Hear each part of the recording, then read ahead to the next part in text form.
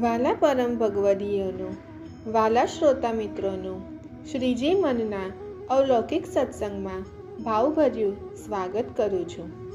આપણા શ્રી ઠાકુરજીને, આપણા શ્રી કૃષ્ણને ગોવિંદના મુકુટમાં મોરપીંછ શા માટે ધારણ કર્યું છે?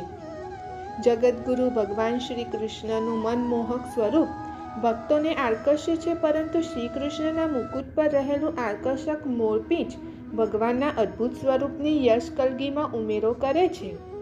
શા માટે કરે છે? લોક સાહિત્યમાં આ અંગેની એક કથા છે. તે મુજબ શ્રી રામ, લક્ષ્મણજી, સીતાજી વનવાસ જ્યારે ભોગવીને જતા હોય છે, ત્યારે સીતાજીને રસ્તામાં તરસ લાગે છે. પાણી વિના વૈદેહી આકુળ વ્યાકુળ થઈ જાય છે. શ્રી રામ, લક્ષ્મણજી પણ વિહવલ બની જાય છે. આ જ સમયે વનમાં રહેલી એક દેલ જે દાણા ચણતી હોય છે, તે મોરને કહે છે, સીતાજીની તૃષાને તું छिपाવીશ તો તારું જીવન સાર્થક થશે. એવું કહેવાય છે કે જ્યાં પીવાનું શુદ્ધ પાણી ઉપલબ્ધ હોય ત્યાં મોર અવશ્ય દેખાય છે. મોર દૂરથી જ પાણીની હાજરીને કળી લે છે.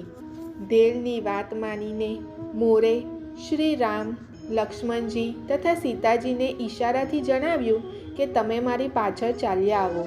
મોરની ચાલ ઝડપી હતી, એટલે થાકેલા ત્રણેયને રસ્તો બતાવવા મોર પોતાના અંક પરથી એક પીછું સરકાવતા ગયો.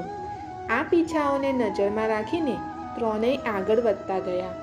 મોર પાણીના અસ્તિત્વ એટલે કે જળાશય નજીક પહોંચ્યો ત્યાં સુધીમાં તો તેના બધાએ પીછા ખરી પડ્યા.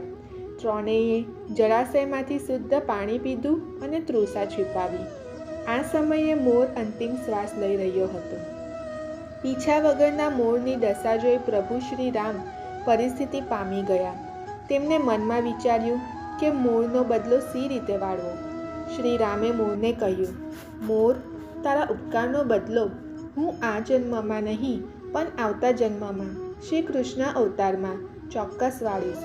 આ પછી જ્યારે શ્રી કૃષ્ણ અવતાર થઈ દ્વાપર યુગમાં અવતર્યા, ત્યારે શ્રી કૃષ્ણે તેમના માથા પરના મુકુટમાં મોરપીંછને કાયમી સ્થાન આપ્યું. આમ શ્રી કૃષ્ણ આગલા જન્મના ઉપકાર માટે મોર ઉપર વાળ્યો અને આ રીતે શ્રી કૃષ્ણના મુકુટમાં સદા માટે મોરપીંછ આકર્ષણનું કેન્દ્ર રહ્યું છે. બોલો શ્રી